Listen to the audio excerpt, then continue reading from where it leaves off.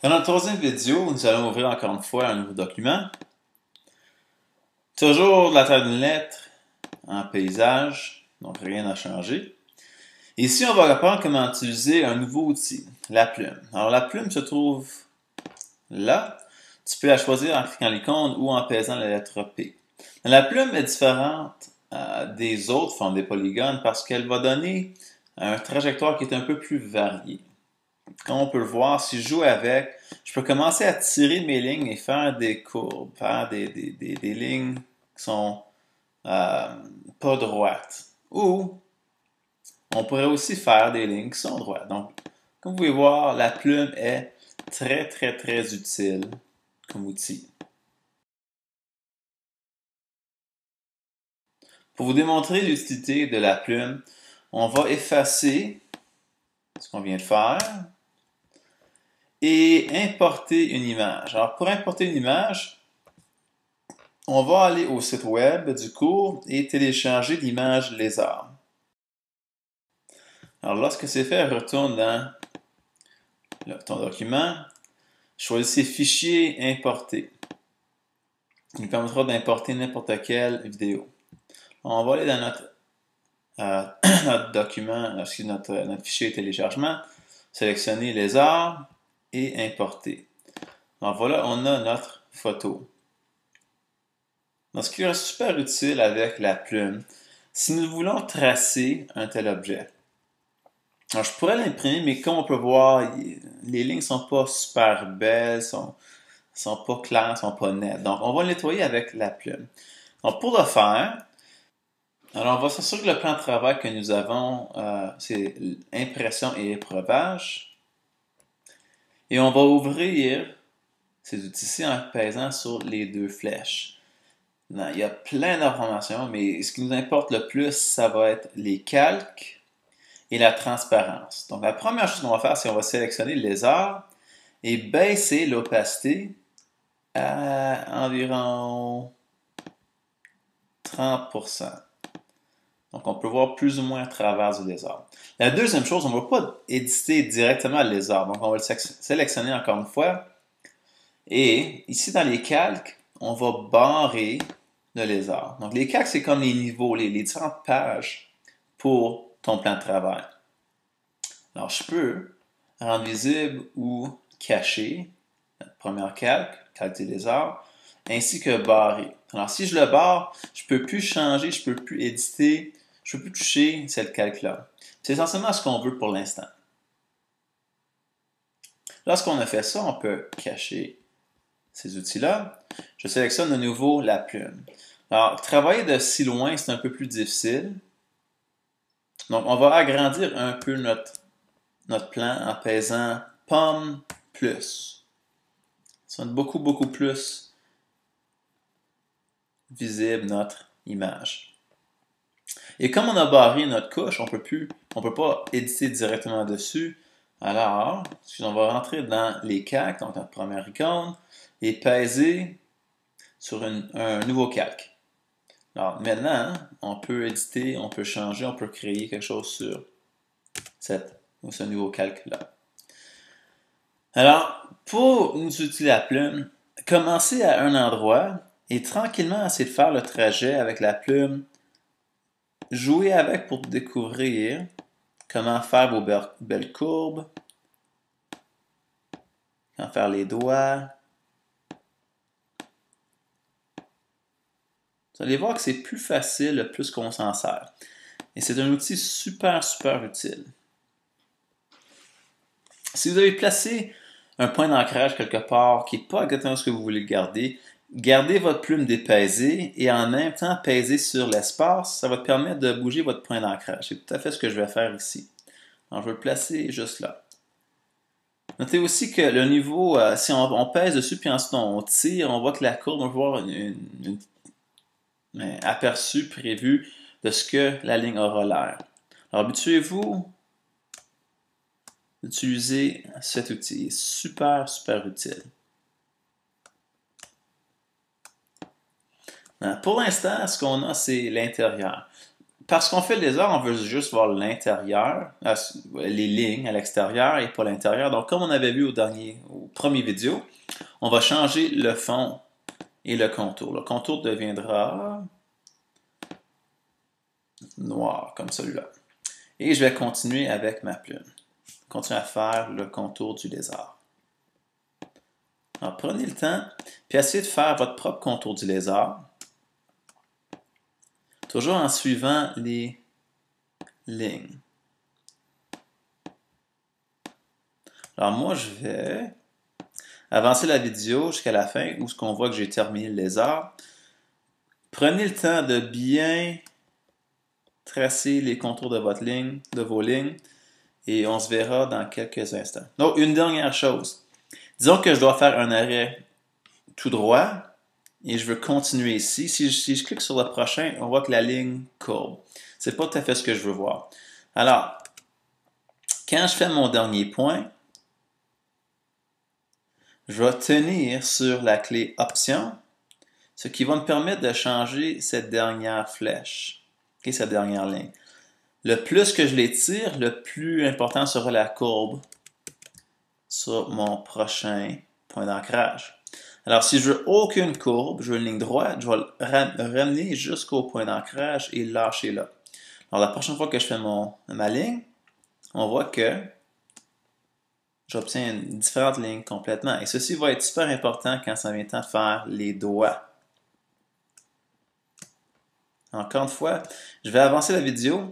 Tentez de votre mieux de réécrire le lézard.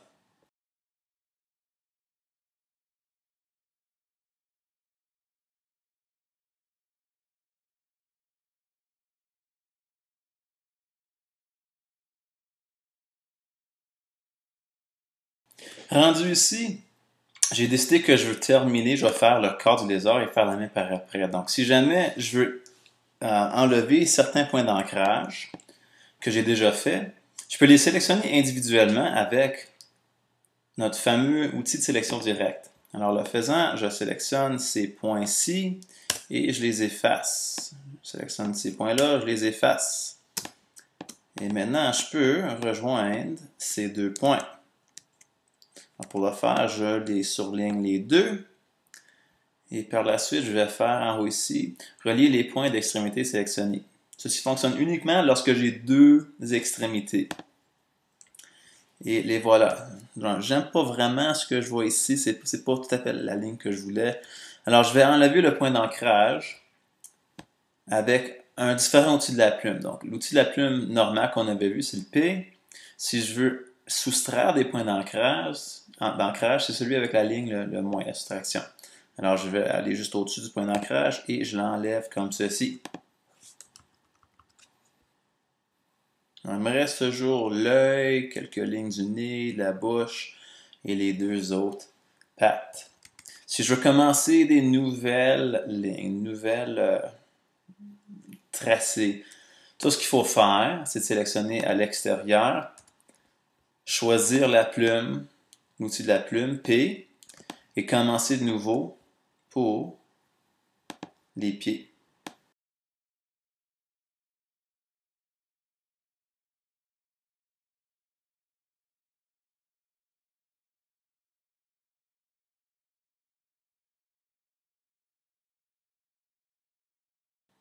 Donc pour faciliter un peu la tâche, au lieu de faire les lignes avec le P, avec la plume, je vais faire des ellipses pour certaines autres régions, telles que le nez. Alors, je vais le sélectionner, mais j'en dessiner un qui est plus ou moins. Ensuite, je vais sélectionner avec mon outil de sélection et faire une rotation pour le nez. Et c'est plus ou moins à la bonne place maintenant. Faire la même chose pour l'œil.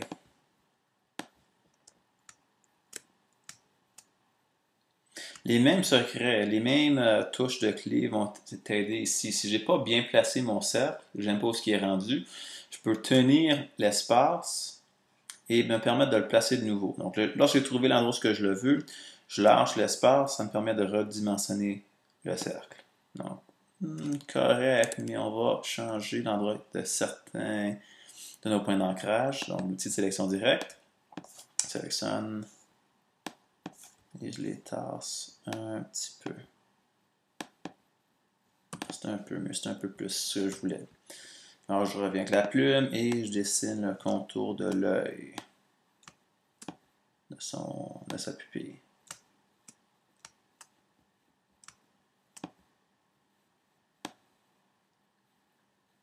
Quand on veut fermer nos lignes, tout ce qu'il faut faire, c'est cliquer sur le premier point d'ancrage que tu as fait. Et comme je veux remplir le centre, on va aller couleur, noir, noir, comme ça.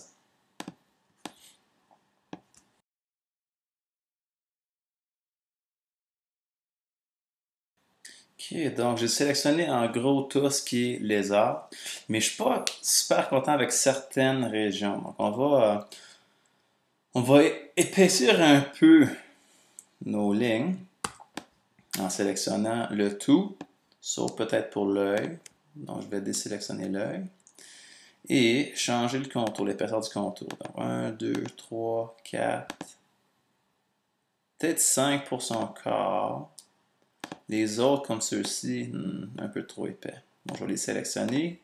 Si tu veux sélectionner plusieurs en même temps, tenez Shift en cliquant. 2, ouais, 2 c'est bon. Donc, j'agrandis. Ça, c'est trop épais aussi. On va le faire 2. 2 points. Alors ici, j'ai des cercles, des tâches plus ou moins. Les tâches sont trop grandes. Donc pour les changer un peu, on va les sélectionner. Et j'aimerais ajouter plus de points d'ancrage sur le cercle. Pour le faire, on retourne à la plume, on va choisir l'outil d'ajout de points d'ancrage. Donc ça, c'est l'égalité sur notre clavier, donc un shortcut. Et on va cliquer sur pour donner plus de points d'ancrage. Donc, je viens d'en ajouter 1, 2, 3, 4. Donc, au total, il devrait en avoir 1, 2, 3, 4, 5, 6, 7 et 8. Et je peux maintenant prendre n'importe quel de ces points d'ancrage-là et les tasser un peu pour donner une forme qui a l'air moins d'un cercle. Donc, plus un peu plus beau pour notre dessin. Alors, c'est beau. Je vais continuer avec les prochaines tâches.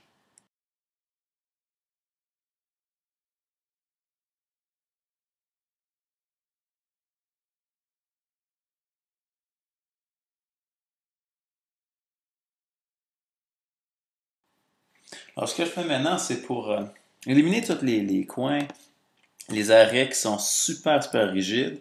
Je sélectionne ce que je viens de faire et je suis allé dans une fenêtre appelée Contour. Et ici, je peux changer la terminaison des contours. Donc ici, on voit que c'est brusque, c'est un arrêt assez dur.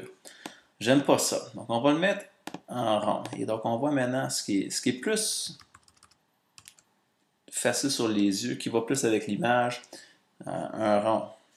En dernière chose que je vais changer, c'est l'apathie. On voit que l'ongle n'a pas bien été fait, son doigt n'a pas bien été fait. Alors je vais aussi corriger en cliquant sur le rond. Alors, ça fait pour une belle petite main. Donc, pour sélectionner maintenant, pour enlever l'arrière-plan, donc le tracé, ce qu'on voulait tracer, on va cliquer sur l'œil, ce qui va enlever l'image de l'arrière et on peut voir le résultat qu'on a. Prenez le temps de bien tracer votre lézard. À la fin, vous pouvez même ajouter la couleur. Quand vous avez tout terminé, montrez-moi là.